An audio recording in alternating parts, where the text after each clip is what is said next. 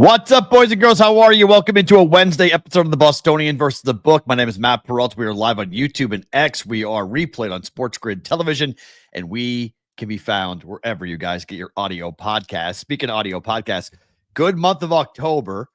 We and the football bounce is real, but it's cool to see that a lot of folks are grabbing a hold of the audio side of the podcast and and listening to BVB in the car, on walks, while you're working out, whatever you guys are doing. Thank you. You can subscribe there as well, Apple Podcasts, Spotify, wherever.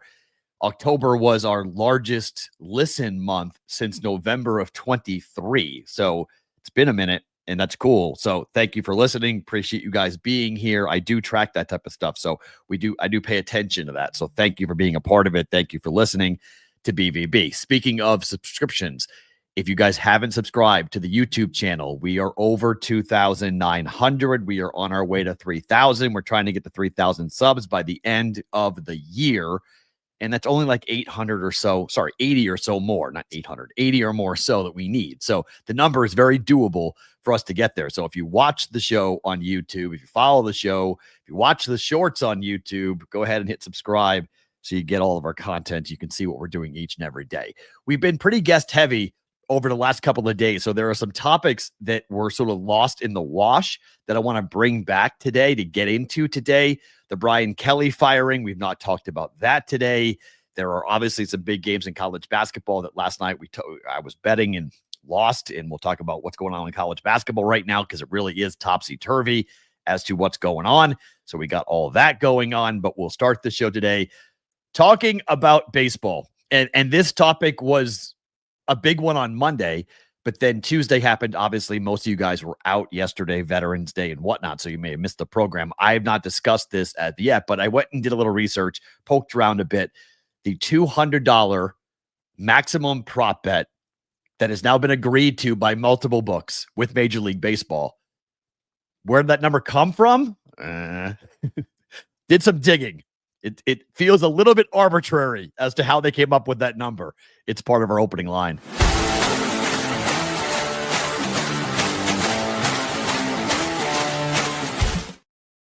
It is the opening line being brought to you by our friends at Huel. What does a busy morning look like for you guys? Are you skipping breakfast? This is something. Heck, how about lunch? How about dinner? Are you skipping meals? Huel, human fuel. That's how that name became a thing. Human fuel. This is what I use when I am really, really busy. It is a meal replacement, not a protein shake. I use the Black Edition protein powder shakes. There are two flavors that I have, but I've been told there are more than just two flavors of the powder. Vanilla and chocolate, good for me. 200 calorie or 400 calorie shakes. Easy way to eat healthy fast. 40 grams of protein in that 400 calorie shake, 27 essential vitamins and minerals, no artificial sweeteners. It is a plant-based protein, gluten-free, vegan, and it's ready to go for under $5. Huel makes healthy eating simple, and they also just launched in Target nationwide. Try Huel products today, 15% off Brigade members with their first purchase, minimum order of $75. Use the code BVB at Huel.com/BVB. Huel.com/BVB. Thank you to Sonic, JC from KC, Addison. You guys have all sent me your orders. I appreciate you guys doing that. If you do make a purchase at Huel, tell me so I can know, I can track it. I can say thank you to you guys in the brigade for doing that, for supporting a sponsor. And look, I use it. There aren't many products that come on this show, and I told you guys a story before. I use Huel because I found it over in Scotland. You know, they're sponsoring the show. They're not paying me to endorse it, but they're sponsoring the show. So clearly they're paying the show, but I'm not lying. Like, I do really use the product. It actually is really good, and it's a really good way of replacing, you know, if you need a meal quick, it actually really is good. It's healthy, plant-based, vegan. I'm gluten-free, so I'm always looking for options when it comes to gluten-free stuff. So good stuff with Huel. Okay, so Major League Baseball comes out, and on Monday, it was kind of quiet, but on Monday, they make this announcement. They have agreed, and this is pretty much all of the sports betting entities, big entities in America, BetMGM, Bally's, Bet365, Caesars, Circa, DraftKings, Fanatics, FanDuel, Hard Rock Bet. Like, go through it.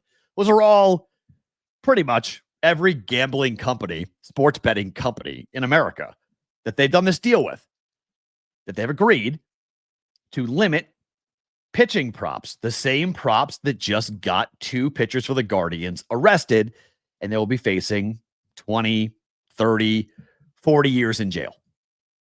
So baseball decides, okay, micro betting should be banned. So let's find a way to figure out how we can ban it without having to go through a whole legal system. We're going to go right to our partners. And this is one of the benefits of legalized sports gambling, because legalized sports gambling, these partners want to be in bed with MLB. So MLB gets to flex their muscle a bit with this and say, okay, fine. If you want to be in bed with us, you can't do this. You can't do that. We're taking these things down. Okay. We are going to eliminate all of these options. So why $200? So I did some digging on this. Okay. And pretty much what I have discovered, that this is just an arbitrary number. Okay. So the micro betting, balls and strikes, pitch speed, these are all being, targeted. And I have said this before, micro betting, like what Class A and Ortiz from the Guardians are accused of doing, of getting involved with gamblers, should be banned. I don't believe there needs to be these markets. I don't think you should take any action on it, because if one player can manipulate the entire market, it is ripe for impropriety and or illegal activity. Okay, so I would say get rid of it entirely, but baseball has decided to use its muscle to tell these books, okay, we're doing a $200 maximum bet. Why $200? Well, by all accounts, it looks like the amount was low enough to prevent significant profit from manipulation, but high enough to still allow the casual to engage in the prop bet itself. Okay. I mean, again, this is kind of like unit shaming, because $200 for one person might be a lot of money. $200 for another person might be not even worth their damn time. So, according to what I have uncovered, doing some research here, the integrity and risk management teams for the books of FanDuel, DraftKings, BetMGM, and a couple of others ran models that showed that higher limits, even a few fixed micro bets, could trigger red flags in the bet monitoring system. So if you came in and tried to bet $1,000 on the first pitch, ball or strike in the 8th inning, that these systems are now set up where all of a sudden there's going to be a big red flag. Say, whoa, whoa, whoa, this is a problem. So they were, I think, concerned that with the new monitoring that they were going to do, that there were going to be like 1,000 tickets being popped up from these monitors saying, what, wait, hold that bet, or investigate that player, or investigate that pitch. So they wanted to figure out a way around that. Secondly, the $200 cap aligns with existing internal thresholds that many books are already using for the lower liquidity and integrity sensitive markets, which has been my take for a while. Like, if you're running a real book like Circa, if you walked up to Circa and you were like, I want to put $10,000 down on a pitch, and I don't believe Circa does this in Vegas, but they might do it in Illinois, where you want to go to the window and say, hey, I want to bet 10 grand on the first pitch of the second inning. Like, they're going to tell you to go fly a kite. They're going to be like, get out of here. Like, we're not taking that. Like, goodbye.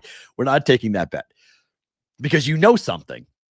Because nobody in their right mind is betting $10,000 on whether or not the first pitch of the second inning is going to be a ball or a strike.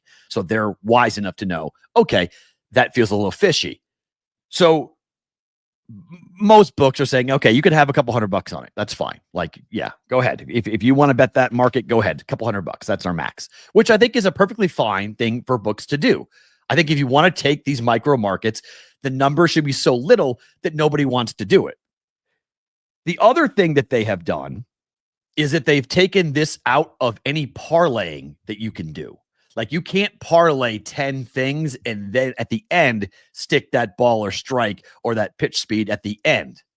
So if you're trying to sneak it in, that's a technique that pros have done for years, trying to get people off their scent. If they've been successful gambling, they will start to parlay bets intentionally because parlay betting is considered to be a quote square play. So if you're being limited at sportsbooks, professionals oftentimes will parlay just to make everyone go, oh, okay. No one's paying attention here. That's good. The integrity monitoring systems also recommended that this cap of $200 would be somewhat okay. The parlay banning is smart. Okay. The parlay banning is smart. The problem is the offshores are going to take this consistently. So if you are somebody who likes to bet $500 a play, let's just say that's your unit, right? You're $500 a pop. You have a lot of money. You have a $200,000 bankroll. That person who wants to bet this is just going to go to the black market. They're going to go offshore or to the guy down the street who will give them those limits to be able to bet, or those markets to be able to bet. So while I like the fact that all of the betting partners for MLB are in line here and on the same page about how they're going to do this, it is a little bit on the weirder side because it is going to do the opposite of what legalization was supposed to do. We were supposed to bring that business onshore. You are driving that business offshore. 100% driving it offshore. So the NCAA, the NBA, Major League Baseball, the NFL, and the governor of Ohio, Mike DeWine, have all been pretty vocal over the last couple of months about the micro betting markets and that they would like it to be eliminated or tightened. They want more scrutiny on it. They want more attention to be placed on it. And so MLB is doing this basically in lockstep with its partners and with investigators, the FBI, to say, okay, we're not going to allow this to become a corruptible market anymore.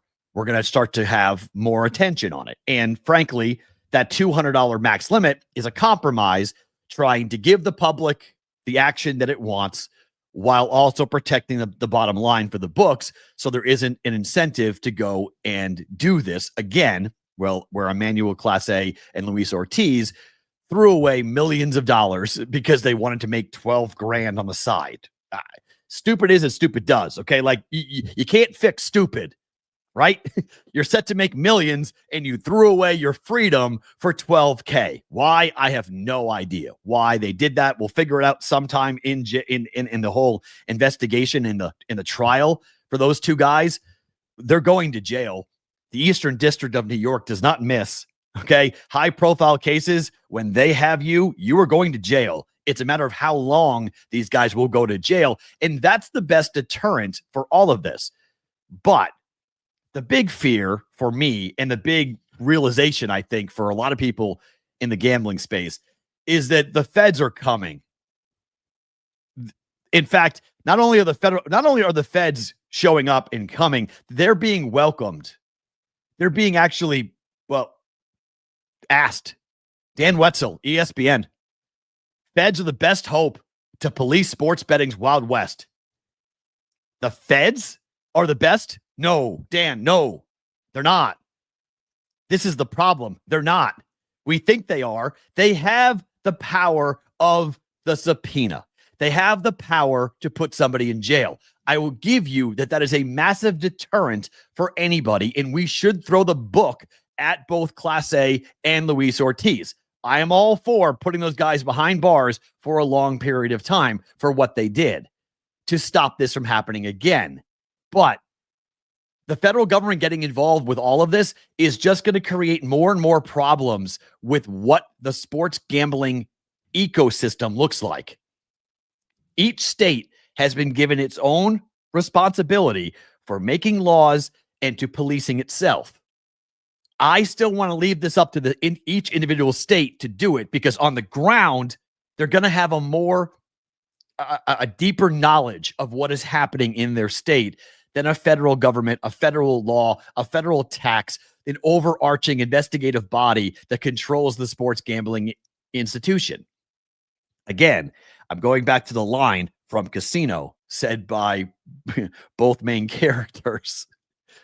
It's the last time, sorry, Will, it's the last time anybody gave us something that bleeping valuable. I'll spare Will. Okay.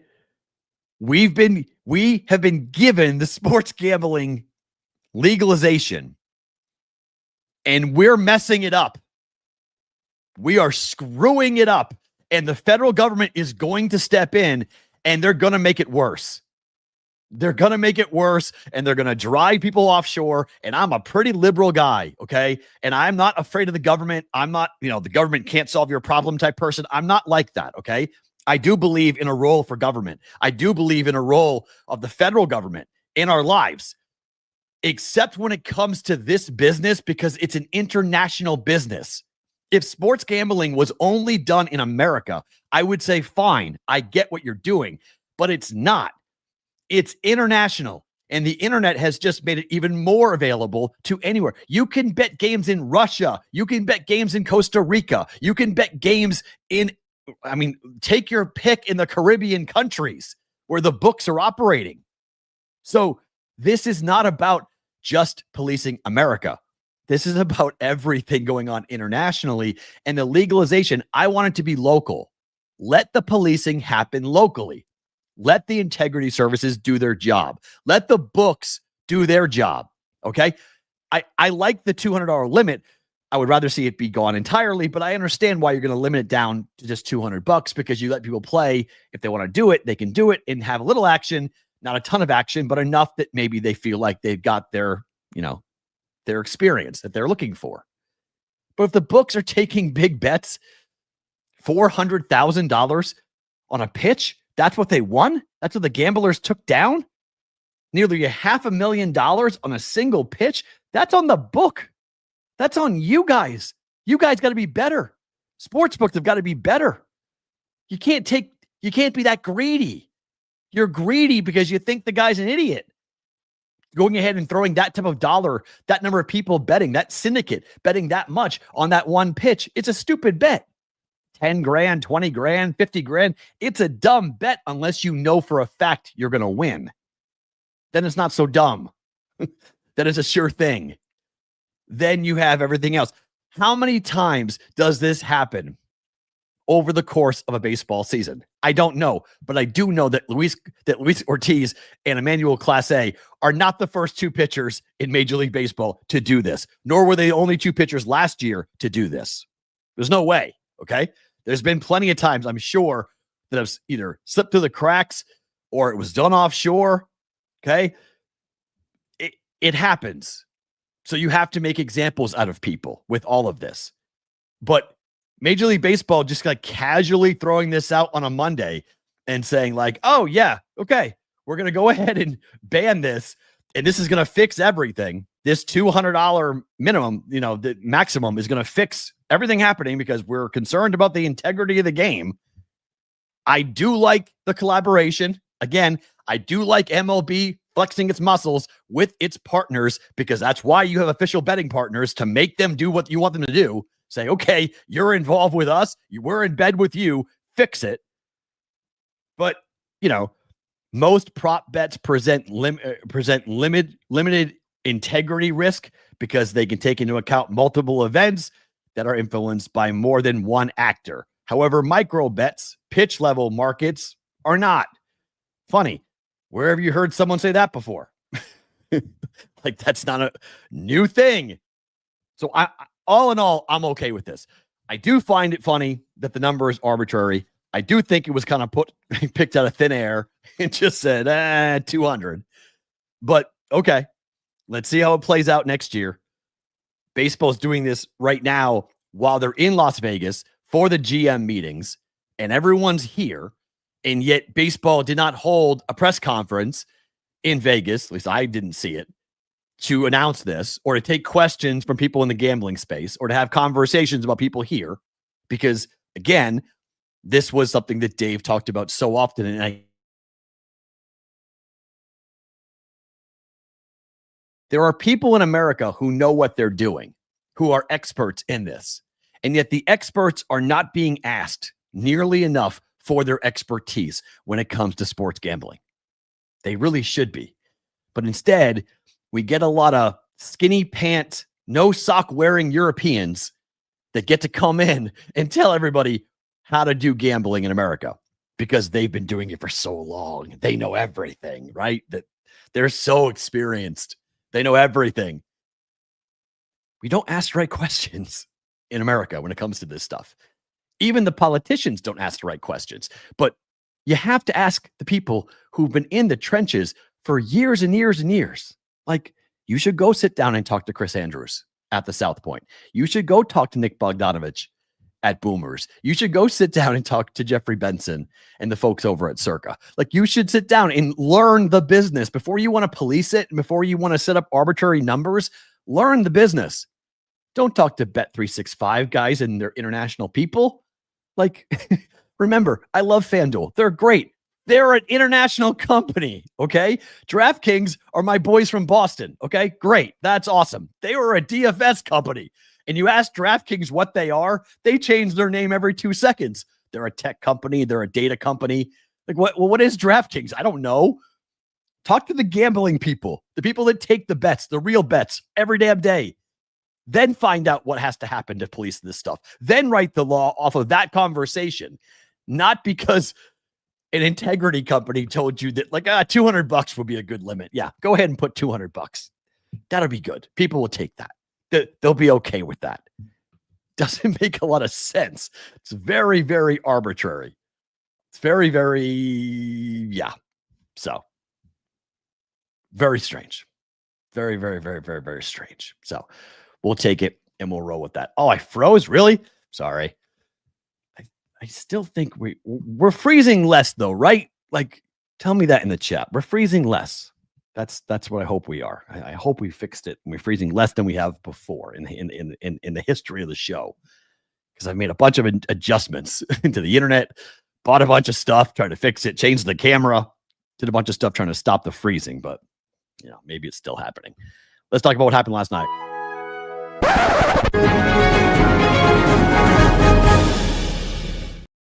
All right, some college basketball stuff from last night to start with, and I am ice cold betting college basketball. Whoa. I thought Kentucky was going to be able to hang defensively with Louisville last night, and that didn't happen. They were down big in 15, 16 points multiple times in that game. Now, they clawed their way back all the way to the end, in which Louisville missed 7 consecutive free throws to end that game. And thus, we were live if Kentucky could hit threes. But Kentucky couldn't hit threes. I don't know what happened. I really don't know what happened. I really don't understand what happened in that game late with Kentucky's inability to just knock down open jump shots. Because if they hit them, we would have covered. Now, Louisville never was in real jeopardy of losing that game. But the number one team for KenPom went down again. Duke now is the number one team on KenPom.com. That is the 4th team to be number one on KenPom already this year. Okay. This is a wonky year when it comes to college basketball. And I think it is a sign of things to come, because what is all of our November numbers based off of? Well, they're all based off of last year, right? So it's based off of the numbers that the kids who played at a different school who then transferred in. And so if a kid was averaging 25 points per game at a different school and he transfers into a better school, you would think his numbers are going to either stay the same or go up, right? So the math comes in and they start factoring in Kentucky players and Louisville players. We have no idea. We have no idea what is happening on the court night in and night out right now in college basketball. This has been treacherous. I mean, absolutely treacherous in terms of where these teams are. Because I'll tell you, Creighton last night looked lost, and Gonzaga looked like a top 5 basketball team. Gonzaga looked amazing last night. They looked like they had monster depth. They looked like they had a ton of talent on the bench.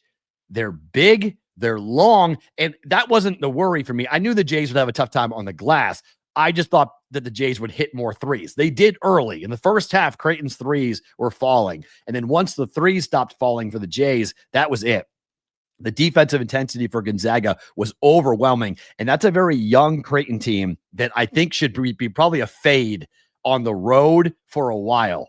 I've seen Coach McDermott teams previously, and the Jays are coming here to Vegas for the Players Era tournament that starts on the 24th of November. So they're going to be in my backyard. Unfortunately, I'm getting on a plane. I'm flying back to New England I'm leaving. The day the Jays arrive, I'm leaving to go back east. So I unfortunately won't be here to watch the Jays in person, which is a darn shame. It's annoying, but it just has to play out that way.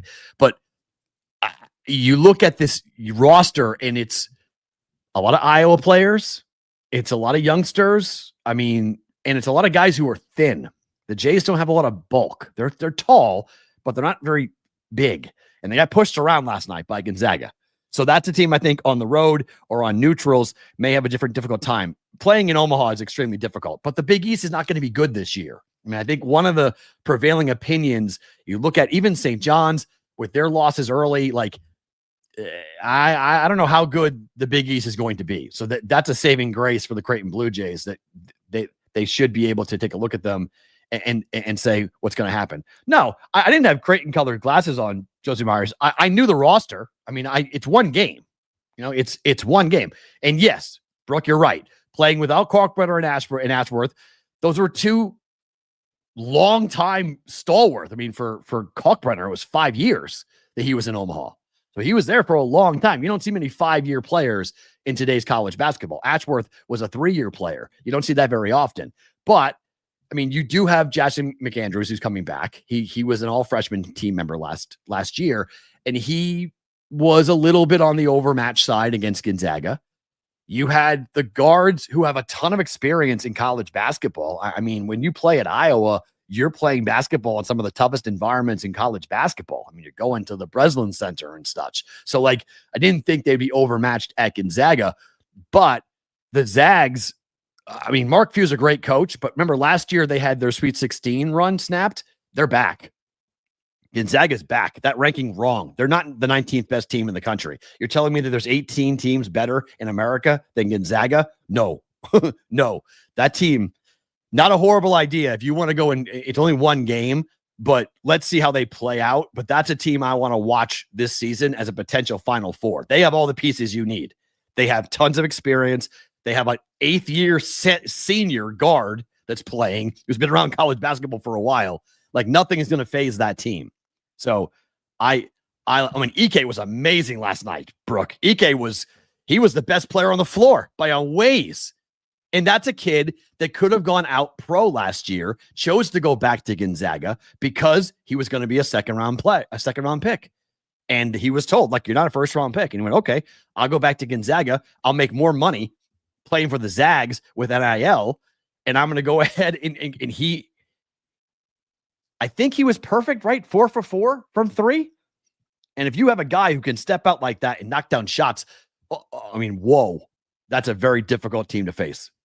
Yeah, EK is good. So early in the season, the point is, it's a topsy-turvy run. I didn't see much of Illinois. They were favored by 4. They won by 4 over Texas Tech, so they pushed on that. I didn't see much of that game, but I think right now I am officially pausing my college basketball betting for a week or two. I want to watch and learn and watch some of these numbers a bit more, because I don't think anybody has a solid idea right now who the best team in college basketball is, and really the hierarchy.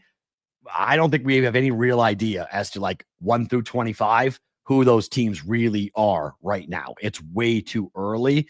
It's November. Okay. So obviously it always is a little bit on the upside down, ups and downs type of thing in November. But this year feels like it's been way more inconsistent, with teams that are expected to be good losing at home. I mean, St. John's losing at home over the weekend was really surprising. Alabama looked tremendous coming in. That looks like a Final Four team as well. So, like, St. John's was expected to be the best team, if not the best, the second best team in the Big East. And they got beat on their home floor by Alabama. So it's like, okay, how good is St. John's going to be this year? A lot of questions. I don't think we have a lot of answers at the moment. And my God, thank you for reminding me. What the hell was that last night? UNLV got beat by a D2 school. They got beat by Montana last night. Like, what are we doing? Like, you can't get beat by Montana at home, and not just beat by Montana. They got trounced at home. Josh Pastrnak, you lose your opener in a game that you should not have lost. And now you lose your second game of the season. He starts 0-2 at UNLV. And this market, oh God, this market's brutal. Like, you can't lose like that. You cannot lose at the Rebels. And we had Coach on the show, and he was all energy, and he just talked such a great game. I want him to be successful at UNLV. I want him to win. You can't lose to Montana at home. These are bye games. These are games that you're supposed to get W's. You're stacking wins because they're easy wins. You're supposed to win these games. And you lose at home. And you didn't just lose, you got cracked last night. I mean, my goodness gracious. I feel badly for UNLV because this is the Mountain West Conference. Boise State has a horrible loss already on their schedule. UNLV, they're wanting, because they said, so they beat Chattanooga 101-69. And that's a team that I thought they were going to lose to in their second game. Honest to God, because Chattanooga last year won the NIT and they won the SoCon conference. Well, they lost every player. They all went, everybody rated that team and they all left to go to higher levels to play. So there was nothing left. So UNLV won that game going away. They got their first win, 101-69. But then to turn around after beating Chattanooga and losing to the Montana Grizzlies out of the Big Sky, like, that's embarrassing. Okay? That you can't lose that game. Stanford beat them 91-68. They beat UNLV on the road. Can't happen. Yes, fade right now. Fade UNLV. Like, fade UNLV 100%.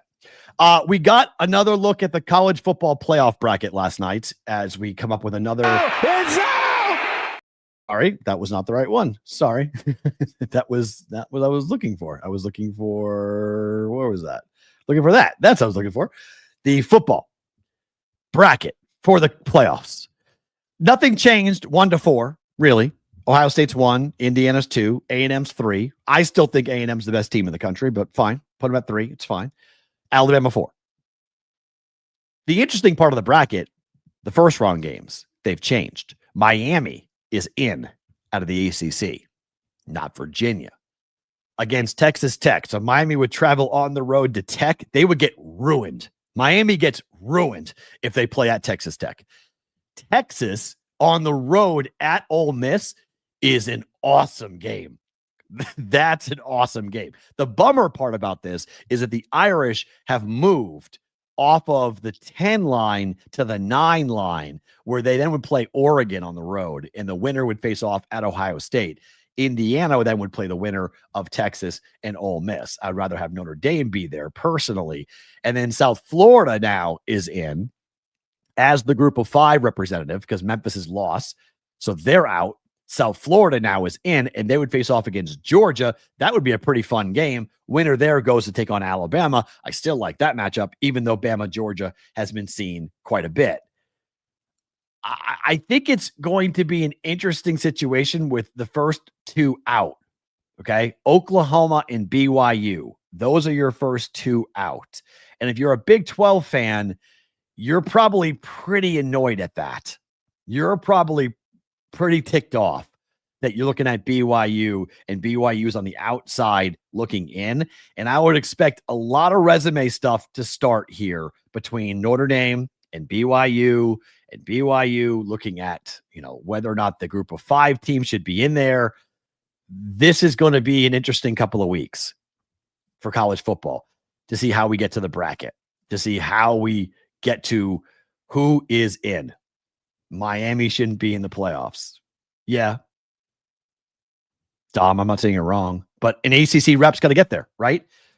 So you have a rep of the ACC to get in. So there has to be somebody from that conference that will be in. So I am all for automatic qualifying. Okay. So as they have till December the 1st to determine this for next year as to the 16, we're in agreement that the expansion is going to happen after next year. It's going to expand to 12, from 12 to 16 teams. Okay. So then there's 16 teams. According to reports, the SEC is now looking at eliminating your automatic bids.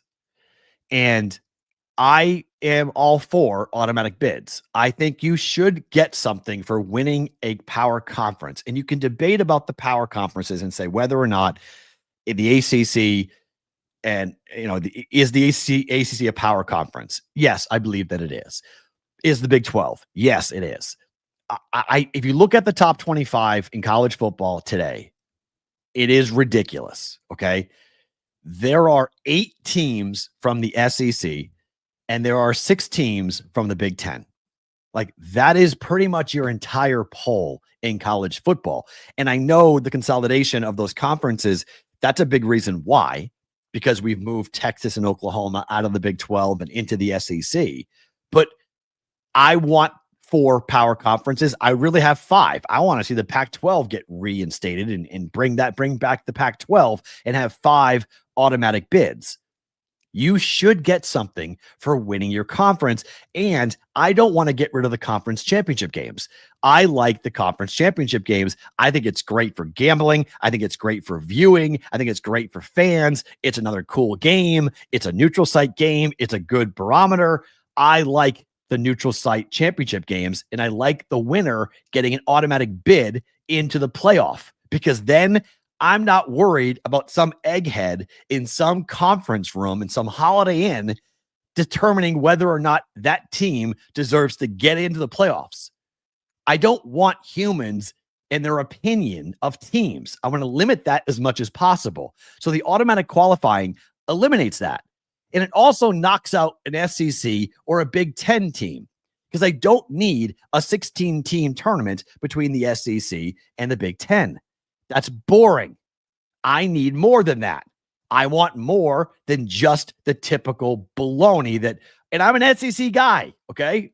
I am, it means more guy, okay? But I understand the biases that come into this when we're looking at the number of NFL players and the number of NFL quarterbacks and the number of talented wideouts and defensive players and all this stuff, all the metrics. I mean, the entire Eagles defense is Georgia. Like, I get the metrics. I do. But I think there's a big danger here of allowing human beings to sit there and go, Indiana's not that good. Well, let's prove it, okay? Let them do it. Let the Hoosiers go and prove it, okay? Because they would get in. This year, they'd get in anyway. But, like, I want teams who are the best to get in. I do. But I am okay with arguing, hey, 14, 15, and 16, arguing that at large, those resumes of those at large teams, I'm far more okay with arguing about those teams getting in, because they're not going to be given a spot, because I have to make space for the ACC champion or the Big 12 champion, because they have won their way in. That's what makes the NCAA tournament so fun, right? The magic of the NCAA tournament is the team that comes out of nowhere, wins their conference championship game, conference tournament, gets to the dance, and they have a once-in-a-lifetime opportunity to go play, for the 14, 15, and 16 seed guys. I mean, they're playing against pros, and they get killed. But you know what? They talk about that game for the rest of their life. That game was incredible to them. If you are South Florida and you get a chance, South Florida right now would have a chance to go play in a huge game up against Georgia, going to Athens to take on Georgia, a chance to shock the world, to go and beat Georgia. I want that. I want to see that.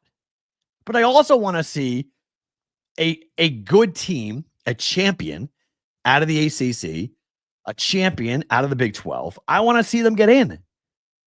I want to see them be a part of this. And there's only 12 spots, okay? Or 11 spots in a group of 5. The SEC's angle is do the best 16 teams. And that sounds very similar to what we had heard earlier, I don't know, 20 years ago, maybe more. I heard that from Jay Billis about the NCAA tournament for college basketball. That are we building a bracket to determine who the national championship is, or are we building a bracket that's going to give us the most storylines and the best entertainment for television? And my point has always been both. We're doing both. We're trying to crown a champion, but we are also trying to make this as fun and as entertainment, as good of a showcase, a television show that we can create. So I want the automatic qualifiers. I want the little engine that could. I want the little guy. Barry Hinson's line, we are the magic of the NCAA tournament. We have not given football that chance to have the magic because the first round games sucked last year. They were bad, and they may be bad again this year. 16 teams, you would say, well, get the top 16 teams. According to who? That's my problem with the SEC's line here. They want the top 16 teams in. According to who? Whose criteria? Whose opinion? Whose metrics? Because this feels like the BCS all over again. This feels like we're going back to putting these numbers into a computer back in and having it spit out the top 2 teams, and those 2 teams get to play. I want it on the field. I've always wanted it on the field for college football. It should never be determined. It should never be determined by somebody's opinion. It should be determined by who won their way in. Do we get that with the 16 team? I don't know, because it sure sounds like the SEC is trying to change the rules at the 12th hour and to figure out a way to get as many teams. Look, again, if we were doing a 16-team playoff right now, how many are from the Big Ten and how many are from the SEC? You could make a case that 14 of the 16 teams in a 16-team playoff would come from 2 conferences. 2. Are we good with that? Because I'm not. I'm not okay with that. I'm not okay with shutting out BYU. I'm not okay with shutting out, the 3rd or 4th best team out of the Big 12 or the 2nd or 3rd best team out of the ACC, because that's what's going to happen. Because we have this general opinion that these programs, Clemson is good at once every 5 years, it feels like. And then we'll see if Dabo Swinney's around after this year. But Florida State was supposed to be good, and then they beat Alabama, the number 4 team in the bracket. They beat Bama and have done nothing since. That was the peak for Florida State. Again, whose opinion matters? That's my problem. I want to take it away from people's opinion. Let's talk about how you won your way in versus somebody giving you your way in. Have you guys been following the Brian Kelly saga? Because it's pretty wild. I mean, it's pretty crazy. Oh, sorry, that's not the right one. It's pretty crazy. Brian Kelly, it's turning into an absolute dumpster fire with Brian Kelly. So Brian Kelly got fired. The university announced that Brian Kelly is no longer the head coach of LSU. Then we found out that Brian Kelly was going to be owed $54 million. $54 million, the buyout for him to be sent packing. This got all the way to the governor of Louisiana, who was irate. He basically got the AD fired because of the contract that he had signed Brian Kelly to. And so the all-powerful Louisiana governor steps in and says, we're not doing this anymore, okay? We're not paying these guys anything. The next coach is going to have a much different contract. It's going to be tied to success. and I'm here to make it all perfect. Okay, I'm going to fix this. LSU fans, I got your back. We're good. The way he decided to have their back was to then announce that Brian Kelly had not actually been fired. That Brian Kelly was actually still the coach of LSU. Oh, but we're going to fire Brian Kelly for cause. Wait, what? You just said you fired him because he lost. Yes, Brian Kelly, our coaches are going to win. Their compensation will be tied to success, but Brian Kelly's not being fired. Well, what do you mean Brian Kelly's not being fired? Well, he's not the coach anymore, but we are now going to fire him because we're firing him for cause. Well, what did he do? We're not at liberty yet to say what Brian Kelly did. This is one of the best jobs in America. Okay. This is LSU. This is one of the premier coaching positions in sports. To be the head coach of LSU, you're going to be compensated with ungodly amounts of money. If you win, you are going to be the most popular person in the state of Louisiana. You won't pay for a meal. You won't have to do anything, lift a finger. You will be God walking around. Now, if you lose, they'll pack your bags for you and ship you the hell out. But if you win, they're going to love you. This has become an absolute disaster, a complete dumpster fire by what LSU is trying to do, because now politicians' careers are tied to this job where it is public money. Okay. They are the highest paid state employee. It is Louisiana State University. Okay. It is a state run institution. So yes, Brian Kelly making a lot of money. Brian Kelly getting paid a lot of money to walk out the door is not good for the taxpayer. Okay. They've paid, Ed Orgeron a ton of money to leave. Ed Orgeron couldn't wait to leave. He had the biggest smile on his face. He was like, he said this story. I think he said it to Barstool Sports when they told him he was being fired. He said, which door do you want me to walk out of? They were going to give him $40 million. He was like, which door am I leaving from? Like, I'm good. Bye, guys. Like, I'm going to my tanning bed. Like, see ya. If you're Brian Kelly, you're just laughing now. Like, you can't announce his firing because he has not won enough and that Brian Kelly is being removed from the position because of his record, and then turn around and realize if we do that, we got to pay him $54 million. We don't want to do that. So now we're going to say, wait, we didn't fire him for that. We're firing him for cause, but we're not going to announce what the cause is. So Brian Kelly is suing LSU. He is suing LSU for $54 million. And you know what? He's going to win. Brian Kelly's going to win this lawsuit. LSU is going to lose this lawsuit. This is so embarrassing for LSU. But on top of that, not only do we go and have this embarrassment, who the hell is going to take this job? Like, this is an unbelievable job. But if you're a good coach, do you want to be a part of this with an interim athletic director and a governor who is now meddling with the athletic department's budget?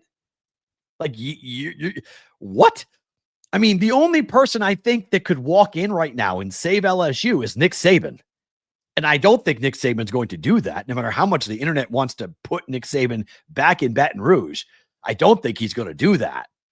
But that's the only guy that could swoop in, parachute in from the sky, and save LSU from itself right now. Because they're not only going to pay Brian Kelly $54 million, they're going to pay him the legal fees, and then they're going to have to explain to whoever comes next that, yeah, we know what we're doing. We're good. Like, don't worry. It's okay to come and work here. We'll take care of you. I mean, wow. This is an unbelievable story. It's unbelievably bad for LSU. And I have no idea who exactly will take this job, but whoever takes it, their contract is going to be written in stone. Because LSU clearly is not one to be trusted as to how they will present your dismissal if it ever comes down to it. That lawsuit is open and shut. That's an easy case. Unless they uncover something unbelievable that Brian Kelly did, unless there is some, I don't know. I'm not even sure what type of story would have to be out there because we'd already would know it by now. LSU would have already leaked it. If Brian Kelly did anything, we would already know. The school would already have it out there on a blog or something that Brian Kelly's being accused of doing X, Y, and Z. And so far, we've heard nothing with Brian Kelly as to what he could have done improper that would have led to a firing with cause, as LSU is trying to claim. Oh boy. Let's make some bets.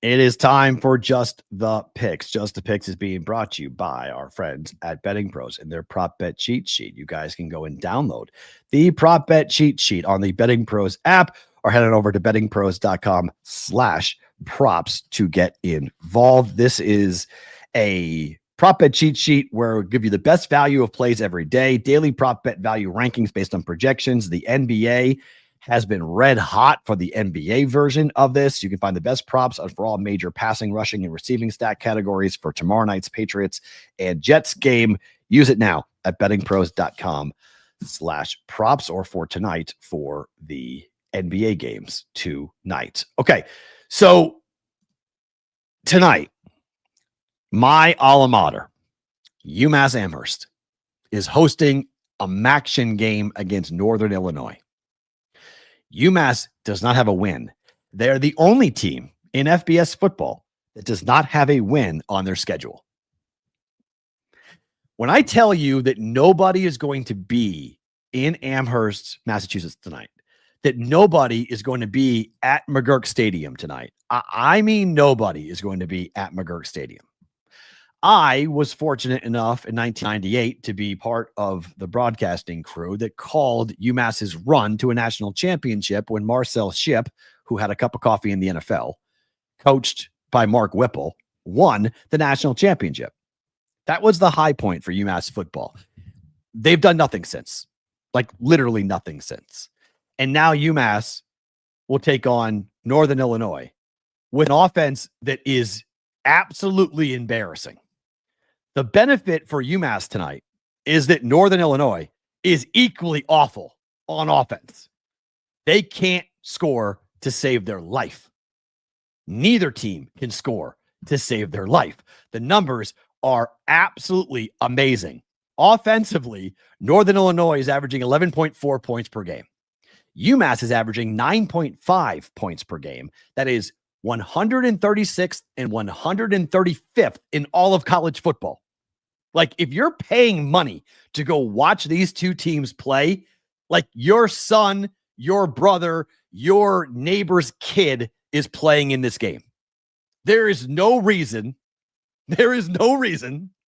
to watch this game in person and to pay real money to go. They should pay you to go sit at McGurk Stadium to go watch this debacle of a football game. UMass is due. Yeah, I think they're due. That is very true.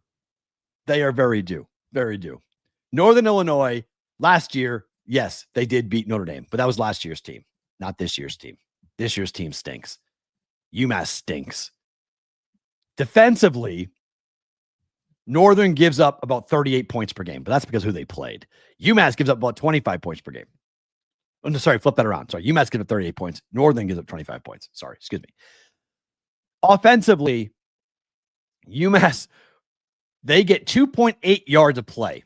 That's 131st in the country. Per pass play, 4.4 yards per play. That's 136th in the country.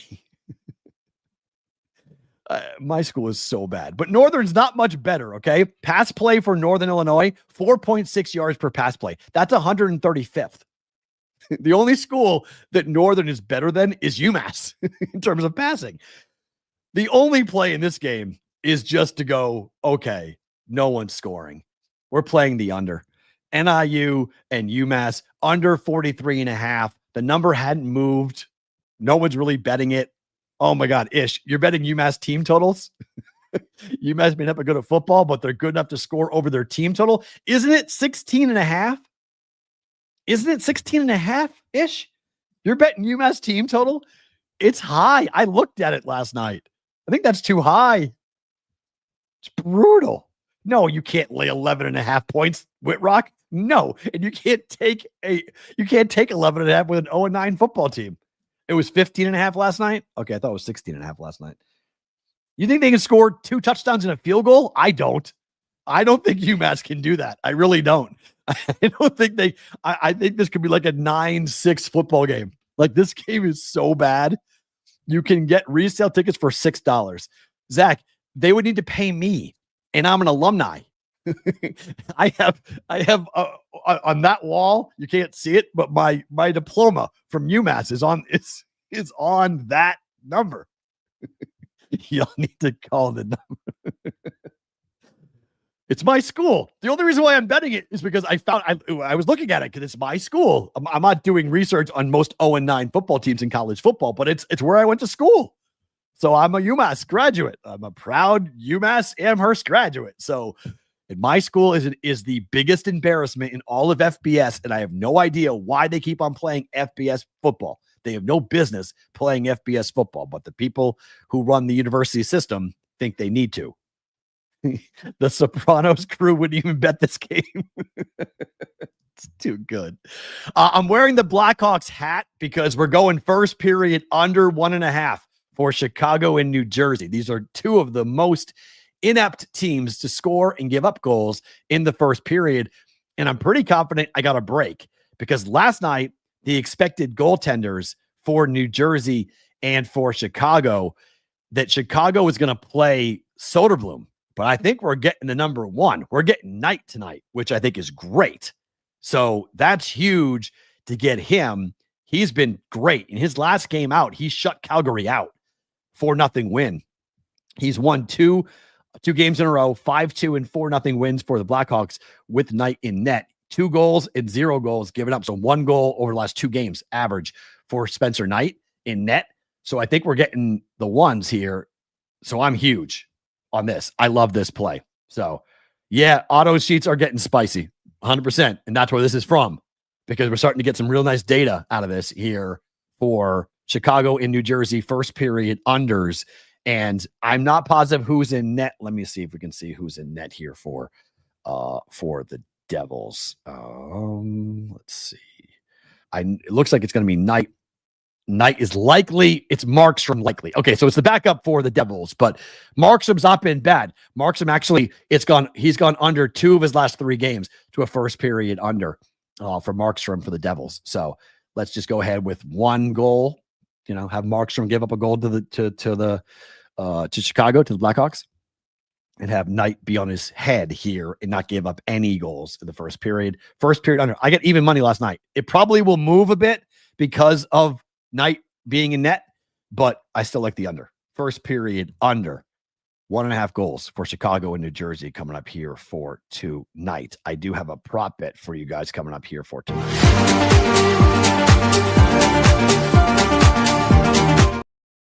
BBB prop bet of the day. We hit it last night. Let's hit it again here. Duncan Robinson under 17.5 points and rebounds here. Look, prop betting is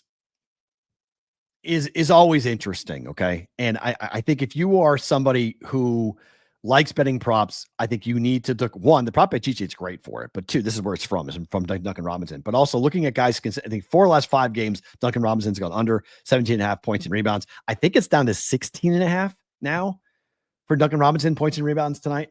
But this is a guy with the Pistons. Let's see what is that number now at for the Pistons here on this. Let me see. That number, I'm not sure. Hold on. Let's see if we can find that. That's okay. That number now is 5. It's now down to 1.5. It's cratered. It was open at 5.5. It's down to 1.5. But Duncan Robinson under 17.5 against the Bulls, who have been one of the best defensive teams in the NBA. We're going Duncan Robinson under 17.5. DK 8. It's up to 18.5 on DK. Okay, Brian. There you go. Very cool. Interesting. There we go. So that popped off. All right. Duncan Robinson now up to 18.5. It was 16.5, I thought, this morning. So now they're betting the over on it. All right. You got a better number than me. I got 17.5 last night. You guys, according to on DK, can get it. Yeah. All right. 18.5 for points and rebounds for Duncan Robinson. We're going under 17.5 points and rebounds for Duncan Robinson of the Pistons tonight up against the Bulls. So that's why I'm wearing the Chicago stuff tonight. So back-to-back plays for Chicago. We'll get into a quick story for news of the industry and favorite thing about today. I got to say a big thank you to a brigade member coming up for our favorite thing about today. But first, if you're with us live, don't move. If you are watching on the Sports Grid replay, thank you for being here. We appreciate it. We're back tomorrow. It is a Thursday. That means where in the world is Adam Bjorn? A Bet Chris Arizona Thursday hits us tomorrow. Hope to see you back tomorrow on Sports Grid. For the rest of you guys who are live, don't move.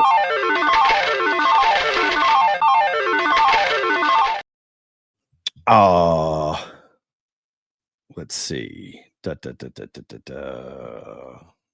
are you guys talking about? Interesting. Early look for week 11. Jameis Winston over 34.5 pass attempts. The Giants are just going to let Jameis go back and chuck it. All right. Don't hate it, but careful. News of the industry.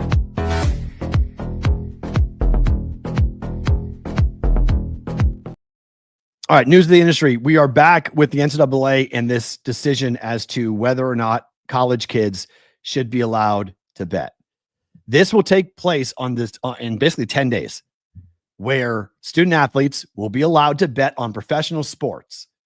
You're hearing more and more people come out very much against this, including one professor who is really standing on a table screaming, saying no. Joshua Stewart is a Sacred Heart University professor, and he's really mad. He did an interview with ingame.com in which he said he asked a group of betting age upperclassmen who plan to wager on the Super Bowl. Quote, I think pretty much every hand in my class went up, regardless of gender. I've talked to a kid who was betting on every pitch of the World Series, miles per hour, 93.5, higher or lower. Kind of like a total degen move, but if you have the cadence down, make okay money doing that if you know what you're doing. Not saying he did, but you might be able. That's a sneaky little inside school play there. It's legal here in Connecticut, but you put the cart before the horse where you haven't addressed maturity, addiction possibilities, or issues, or at all the ease of technology. Like, I would love if I was in the media to have these conversations with these professors, because I am a professor. So I would say to him, do you talk to your students about what they do day to day? Like, do you have a kid? Do you have children? Because this idea that your kids are somehow being victimized because legalization is here is hysterical. Like, they are bombarded. My kid used to play Roblox. And if you have a kid, you're going to know this question. How many times a month does your kid ask to buy Robux? The game tells your kid to go and buy shit that doesn't exist. A fake outfit, new hair, different shoes, all from shit that doesn't exist. This is all virtual inside the game. And that these kids are playing for hours and hours, and they're spending all their birthday money. Grandma, my birthday money. Can I please have Robux? Can I have Robux, please? Grandma, can you give me? Like, the idea that ease of technology and we haven't addressed the maturity issue. What the fuck are you talking about? The maturity issue? How about a 7-year-old that's being bombarded by an app? Like, what maturity issue? Like, we're pointing fingers at the wrong things. Okay. Like, we're targeting, for whatever reason, we like the sports betting industry gets this target, and we're not going to talk about all the other things that are going on amongst kids that they're growing up as being targeted consumers by these apps. And yet, so the maturity issue, the ease of technology, what are you talking about? Like, What are we talking about? Like, this is just asinine. It doesn't make any sense. Now, to the point about the rule change in which the NCAA is going to allow college kids to bet on professional sports, his answer to ingame.com was, that's not a good idea either. Absolute con is what he said. Absolute con. It's a gateway, just like everything else. Like, hey, you can bet on pro sports. You think you're not going to go and bet on college, and then you're not going to go be betting on maybe your own sport, maybe not your team, but it's an absolute gateway to disaster. I don't know who thought that was a good idea either. Now, while I don't think that's wrong, okay, while I don't think he's off on that quote, that allowing college kids to bet on pro sports, they should just let them bet. Because how are you going to police that?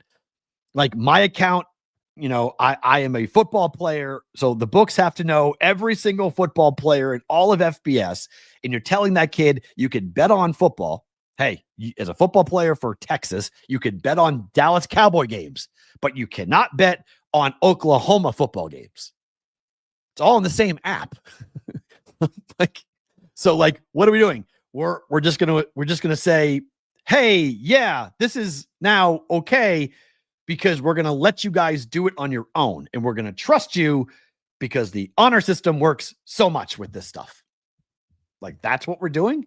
So he's not insane about that if we're letting kids bet on pro sports who are athletes, we probably should just let them bet on everything. You can't bet on your own game. Obviously, that's bad news. But how are you going to prevent that?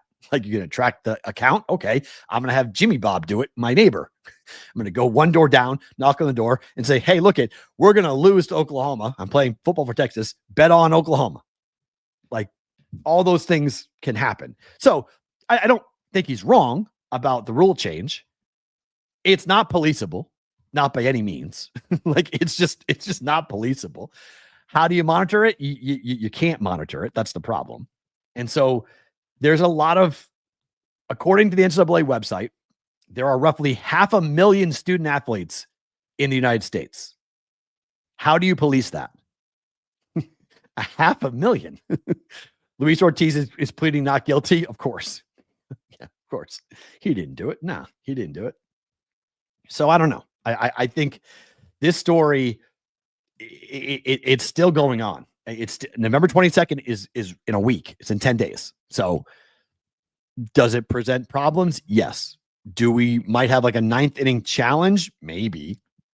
But I don't know if that's going to happen or not. I don't know if we're looking at that or not. So I don't know.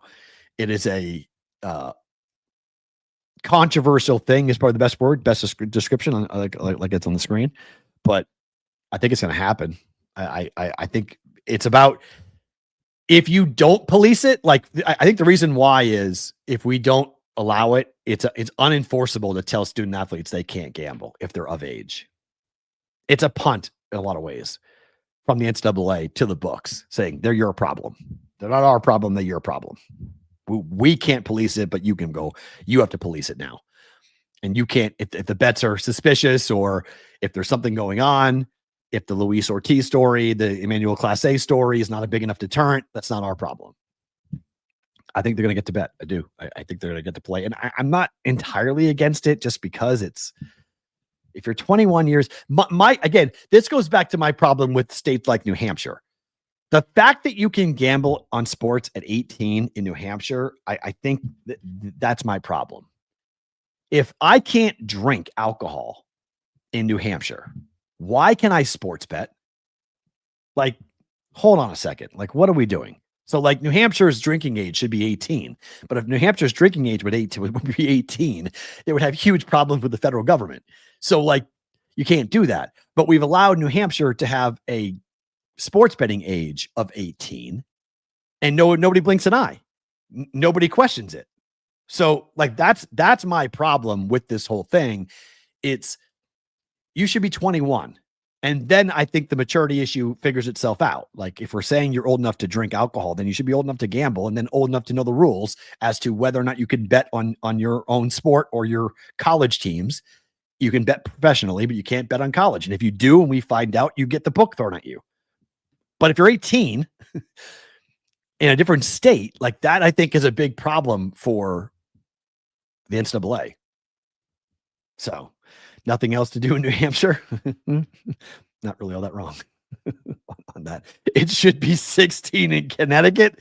Now you're being mean. Everything needs to be 18-21, not split. What do you mean? I'm with you, but do you mean that everything should be 21 or everything should be 18? I think it's difficult. It's tough with that on that. I think it's complicated. And yeah. And why can you join the military at 18? It's a good point. Yeah. We trust kids to go and represent our country and serve our country and go take, weapons out. We trust kids to go fly drones and kill people, but we don't trust them to drink alcohol in America.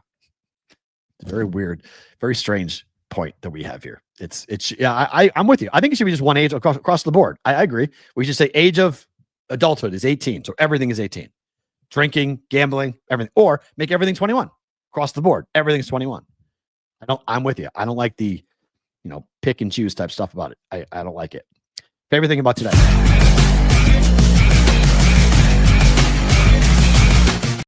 I don't know why that camera looks foggy to me. It looks a little out of focus for some reason. I don't know what's going on with that. I don't know what's going on with that. That's weird. Okay. Favorite thing about today. Is Vinny still in the chat? He is. Good. Okay. Vinny, speaking of you, but speaking of the brigade, I got your package. That sounded weird. I got your delivery. That sounded strange. Thank you. Awesome thing that showed up on my door. I didn't get a chance to open it until yesterday. I've been running around so crazy, but I got it. Thank you. I'll leave the note you left just between the two of us, but thank you for that.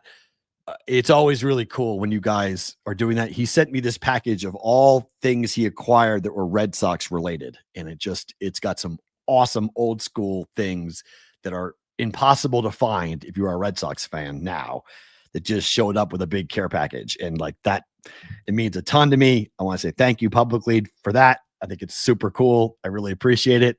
Yes, everyone's saying pause 100% on all of this. So, but it is it's always a very cool day whenever that happens. So I want to say thank you publicly. My favorite thing about today is that I get to go find where I'm going to put, there will be Vinny's stuff. There will be stuff behind me probably tomorrow at some point on this. I'll find a place to go ahead and stick the Red Sox stuff. So thank you, man. Very, very cool. Thank you so much. I really appreciate you. Thank you for doing that. That meant a ton to me to have that. It was very, very kind to you guys. Tomorrow, it is a Bet Chris Arizona Thursday. We will find out where in the world Adam Bjorn will be. I have no idea. He could be, my guess is he's somewhere overseas because he was telling me he was flying. So I'm guessing he's going to be somewhere, maybe back in the Caribbean. Not sure, but he will join us tomorrow. Full breakdown. Pats, Jets, Thursday night football. Gotta hate the Jets. Good show tomorrow for a Thursday's Bostonian versus the book.